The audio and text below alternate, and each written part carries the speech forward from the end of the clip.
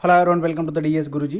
राजस्थान में कंप्यूटर शिक्षकों के लिए 10,453 पदों का नया सृजन हो चुका है और इसकी जो भर्ती होगी संविदा के आधार पर होगी। सबसे बड़ा सवाल आपके दिमाग में यह है कि इसको अप्लाई करना चाहिए या नहीं करना चाहिए। दोस्तों, अगर आपको नहीं पता है संविदा क्या होता है, संविदा भर्ती कैसे होती है, संविदा में जो पहले लगे हुए कर्मचारी राजस्थान के अंदर है या और कहीं भी किसी भी स्टेट के अंदर है, इसके बारे में कोई जानकारी नहीं है, और अगर आप फ्रेश अभी बीटेक करके निकलें या फ्रेश कोई कोर्स करके निकलें जिसके लिए आप यहाँ पर एलिजिबल हैं, तो आपको ये जानना बहुत ज़्यादा ज़रूरी है कि किस प्रकार से संविदा कर्मी और जो रियल कर्मचारी होता है गवर्नमेंट का, उसमें क्या क्या फ़र्क होता है, क्या क्या सुविधाएं होती है जो डिफरेंस होती है, और क्या क्या चीज़ें हैं जो आगे जीवन में फेस करना होता है, और किस प्रकार से आप डिसाइड कर सकते हैं कि कौन सी जॉब ज़्यादा प्रीफ्रेंस देना चाहिए किस जॉब को, और किस जॉब को किस हिसाब से अप्लाई करना चाहिए। ये सारी चीज़ें क्रिस्टल क्लियर आपके इस वीडियो में हो जाएगी। सबसे पहले मैं आपको बता दूं, यहाँ पर आज राजस्थान के अंदर या भारत के अंदर इतनी बेरोजगारी है कि कोई भी लॉलीपॉप सरकार अगर दे दे तो 10 lakh form 20 lakh form easily आ जाएं, कोई बड़ी बात नहीं है। इस भर्ती में बताया गया है जब भी संविदा की भर्ती होती है तो 3 तरीके से नियुक्तियाँ होती है। पहली नियुक्ति होती है इंटरव्यू बेसिस पे, दूसरी नियुक्ति होती है लीगल प्रोसेस से। ये भर्ती जो है, पहले मुझे लग रहा था ये भी इंटरव्यू बेसिस पे होगी, लेकिन ये इंटरव्यू बेसिस पे नहीं, ये लीगल प्रोसेस के थ्रू हो रही है। इसमें बाकायदा पेपर होने की बात कही जा रही है। आगे क्या होता है, कैसे होता है, वो आपको समझना है, क्योंकि इसी में पेच फंसा हुआ है। और एक तीसरा एक संविदा नियुक्ति होती है, वो होती है इलीगल बेसिस पे, जिसे बैकडोर एंट्री कहते हैं। हालांकि सुप्रीम कोर्ट का एक वर्डिक्ट है, high court of Himachal Pradesh versus Chandramohan Negi, एक केस था, आप इस केस को स्टडी कीजिएगा। इसमें बहुत अच्छा वर्डिक्ट दिया हुआ है सुप्रीम कोर्ट के तरफ से। और एक 2006 में एक वर्डिक्ट आया था, उमा देवी केस था, ये कर्नाटका स्टेट गवर्नमेंट के खिलाफ था, हाई कोर्ट में था ये केस, तो उसमें भी बहुत अच्छा वर्डिक्ट था। तो इन दोनों वर्डिक्ट की नज़ीर के आधार पर ही कोई संविदा कर्मी कोर्ट में जाता है 240 दिन के बाद, और फिर उसके बाद बहुत लंबा प्रोसेस होता है तो वो गवर्नमेंट हो पाता है। तो इन केसेस के बारे में तो अपन डिटेल में किसी और वीडियो में डिस्कस करेंगे। फिलहाल मैं आपको बता देता हूँ, आपको इस भर्ती के लिए अप्लाई करेंगे तो क्या क्या आपके दिमाग में होना चाहिए, और अगर आप अप्लाई नहीं करेंगे तो क्या क्या चीज़ आपके सामने होना चाहिए। दोस्तों, सबसे पहली बात तो ये कि अगर आप फुल फ्लेजेड गवर्नमेंट जॉब की तैयारी कर रहे हैं, सीरियस होकर कर रहे हैं, तो आपको ऐसे टाइप की जॉब्स में नहीं पढ़ना चाहिए। क्यों नहीं पढ़ना चाहिए दोस्तों, मैं आपको सिंपल एक क्वेश्चन पूछता हूँ। कोचिंग वाले बहुत सारी चीज़ें, क्योंकि उनको तो फ़ायदा है, क्योंकि वो एक कोर्स निकालेंगे 2,000 रुपये का, 4,000 रुपये का, उनके बहुत सारे कोर्स बिक जाएंगे, 20 लाख फॉर्म भर जाएंगे, 10 लाख भी कोर्स बिकेंगे, तो 2,000 इंटू 10 लाख करके देख लेना, आप खुद आंकड़ा लगा लेना कितना पहुंच रहा है, समझदार हो। दोस्तों, गवर्नमेंट की जो जॉब होती है उसमें ग्रेड पे डिसाइड होता है। L14 का लेवल है, L5 का लेवल है, L9 का लेवल है। ये ग्रेड पे जो होता है ना, इससे डिसाइड होता है कि उसको कितनी सैलरी मिलेगी, और वो सैलरी का कब कब इंक्रीमेंट लगेगा। हर 6 मंथ में इंक्रीमेंट लग जाता है गवर्नमेंट में, पता होगा आपको। और उसके आधार पर डिसाइड होता है कि वर्तमान में ये ग्रेड पे है, ये भी चेंज हो जाएगा। कब होगा, जब आपका वेतन आयोग चेंज होगा। ये सबसे बड़ी बात है। लोगों को अक्सर, जिनको जो जॉब नहीं लगे हैं, जिनको नहीं पता है, जो गवर्नमेंट में काम नहीं करते हैं, उनको ये नहीं पता है। वो सोचते हैं कि जो है गवर्नमेंट का मतलब क्या। बहुत सारे लोगों के दिमाग में भ्रांति, गवर्नमेंट का मतलब ये है आपको नौकरी मिल गई फिर कोई नहीं हटा सकता। दोस्तों, ये मतलब नहीं है। आपको प्राइवेट में भी नौकरी मिल जाएगी, कोई नहीं हटाएंगे। संविदा में भी नौकरी मिल जाएगी, कोई नहीं हटाएंगे। कई सारे कर्मचारी आप जाके तो देखिए, कहीं ना कहीं किसी न किसी सरकारी ऑफिस में कितने संविदा के कर्मचारी लगे हुए हैं, उनको कौन हटा रहा है, कोई नहीं हटा रहा। दिक्कत परमानेंट का नहीं है, दिक्कत यह है आपको 8,000 में लगा के रख लिया, 2006 में लगाया था, 2003 में लगाया था, 2001 में लगाया था, 2020 आ गया, आपको 8,000 दे रहे हैं। यहाँ पर लिखा हुआ है आपको 23,000 रुपये या 18,000 रुपये में लगा लेंगे। 2024 में भी यही रहेगा, 2027 में भी यही रहेगा, 2030 में भी यही रहेगा, 2050 में भी यही रहेगा। सोचो क्या होगा। मैं ये नहीं कह रहा कि कन्फर्म ऐसा कैसा ही होगा, लेकिन अगर इसकी जो नोटिफिकेशन आएगा उसमें नहीं लिखा होता है कि ये इसका ग्रेड पे किस हिसाब से चेंज होगा, इंक्रीमेंट किस हिसाब से लगेगा, नहीं पता चलता कि इसमें जो है आगे फर्दर आपका एक्सपीरियंस काउंट होगा तो उसका क्या बेनिफिट होगा, तो ये वैकेंसी आपके लिए इम्पोर्टेंट नहीं है, कैरियर बर्बाद कर सकती है। कोचिंग वाले बोल देंगे आपको, कोचिंग वाले बोल देंगे आप पढ़िए, तैयारी कीजिए, परमानेंट हो जाओगे।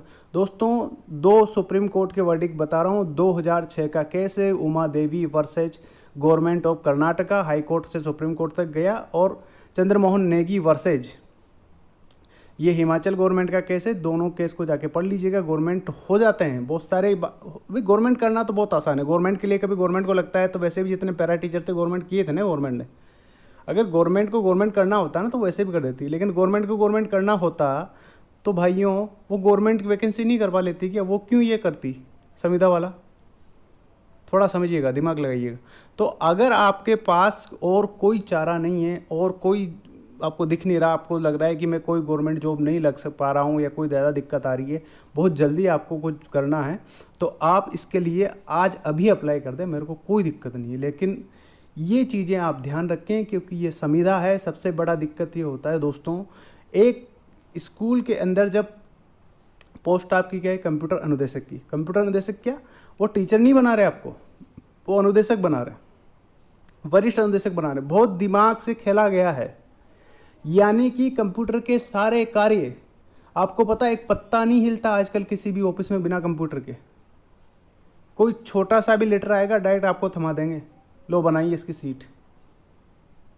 पढ़ना पढ़ाना तो बहुत बात की बात है, छोटे छोटे काम भी जो डाटाबेस बनाना है, कोई इसका मिड डे मील का बनाना है, कोई इलेक्शन का बनाना है, कोई किसी और का बनाना है, वो सारे काम दे दिए जाएंगे आपको। भले आपके बेच पढ़ाने का हो 2, लेकिन काम 6 घंटे का दे दिया जाएगा। कई बार तो लोड उससे ज़्यादा हो सकता है। दूसरी बात ये, आप कुछ कर भी नहीं सकते, क्योंकि आप इसलिए कुछ नहीं कर सकते क्योंकि आपको रखा तो वो है कि आप एक पियोन के भी ऊपर हैं, आप एक लैब बॉय के भी ऊपर हैं, आप एक एलडीसी के भी ऊपर का अनुदेशक की आपकी पोस्ट है। लेकिन हकीकत में सरकारी कर्मचारियों का जो रवैया है सरकारी ऑफिसेज में, वो प्राइवेट कर्मचारी के प्रति कैसा है, आप जाकर के किसी से जाकर के बात करके देख सकते हैं जो संविदा पे लगा हुआ है। दूसरी बात, बहुत सारे लोग बता रहे हैं, आज मैं एक कोचिंग वाले का हेड देख रहा था, लो आ गई भर्ती आ गई, मतलब इतना खुश हो रहे हैं लोग, मतलब क्या यार, तुम बेरोजगार से कितना लूट लोगे? ये कोई ऐसी गवर्नमेंट जॉब चाहिए क्या? ऐसी इस टाइप की जॉब चाहिए क्या? भाइयों, आपने बीटेक किया होगा, कुछ और किया होगा, सोच समझ के डिसीजन लेना। आप छोटे मोटे पैसे खर्च करके नहीं है, बहुत सारे पैसे खर्च किए तब जाके आपने टेक्निकल ग्रेजुएशन किया होगा, बीसीए किया होगा, एमसीए किया होगा। बहुत सारी जॉब है, प्राइवेट फील्ड में जॉब की कमी नहीं है। प्राइवेट कंपनी में काम करते हो ना आप, तो आपका डिसाइड होता है कि आपका इंक्रीमेंट कैसे लगेगा, कब लगेगा। स्विच करते हो तो 30% इंक्रीमेंट आज भी मिल रहा है, लॉकडाउन के बाद भी। वर्क फ्रॉम होम पे भी पैसे मिल रहे हैं। एंड्रॉयड कर लीजिए, आईओएस कर लीजिए, नेटवर्किंग में कर लीजिए कुछ। आप टेक्निकल हैं, समझने की कोशिश कीजिएगा। लेकिन अगर आपको इमीडिएट जॉब चाहिए और कोई चांस नहीं बन रहा, कुछ भी नहीं हो रहा, तो आप इसके लिए अप्लाई कर लें, वरना अपनी लाइफ को खतरे में मत डालना। बहुत सारे लोग आपको बताएंगे। अगले वीडियो में आपको ये भी बताऊंगा कि संविदा में एक्चुअल में होता क्या है, किस प्रकार से इसमें गवर्नमेंट होते हैं लोग। बहुत सारे हुए भी हैं, ऐसा नहीं है, लेकिन बहुत सारे केसेस लड़ने के बाद, बहुत सारी ज़िंदगी खपाने के बाद, बहुत सारे ऐसे लोग देखे हैं जो केस लड़ते लड़ते पूरी ज़िंदगी ख़त्म कर चुके हैं। तो ध्यान रखिएगा, अगर आपके पास कोई ऑप्शन नहीं हो तो ही इसके लिए अप्लाई कीजिएगा।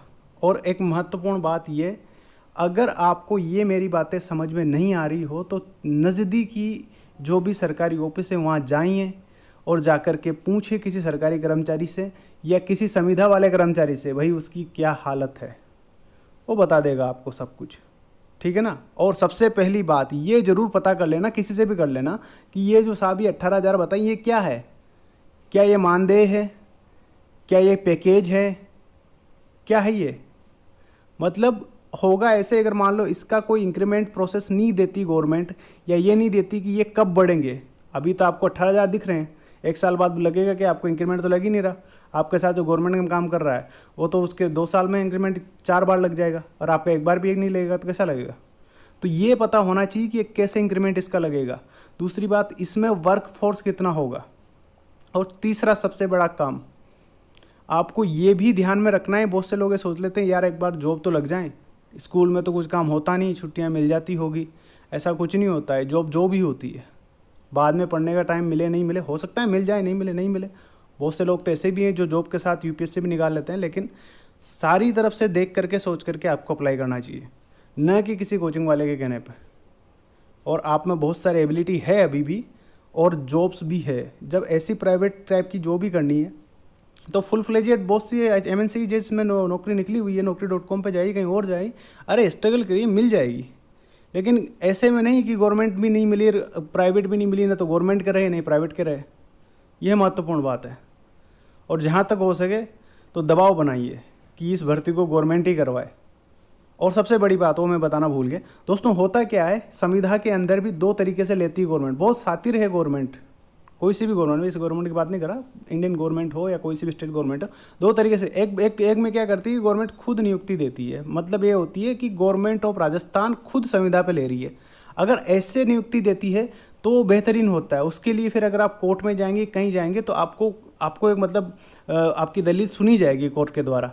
अगर कोर्ट जो है ऐसे नियुक्ति देती है और आप कोर्ट में जाते हैं तो आपके चांसेस बनते हैं फिर भी गवर्नमेंट होने के।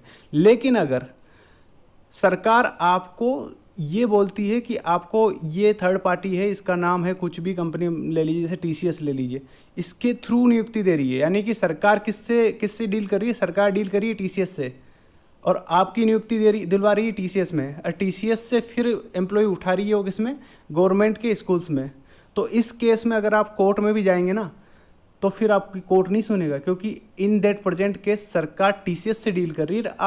आप जो है TCS के एम्प्लॉय हो जाएंगे, भले आप सरकार के लिए काम कर रहे हैं। तो ये और ध्यान देने वाली बात है कि सरकार किस प्रकार से रिक्रूटमेंट ले रही है। मैक्सिमम संविदा पे लगने वाले कर्मचारी कंप्यूटर पे ऑपरेटर के पोस्ट पे, या बहुत सारी पोस्टें जो सरकारी स्कूल्स में है या और कई स्कूल्स में, और कई जो कर्मचारी जो है ऑफिसेज में है, वो होता है। अब यही है कि कंपनी के मार्फत उठा लेती है।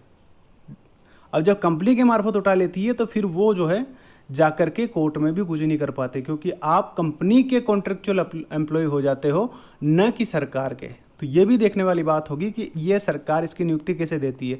अभी तो सिर्फ प्रेस नोट है, अभी बहुत सारी परतें खुलनी बाकी है।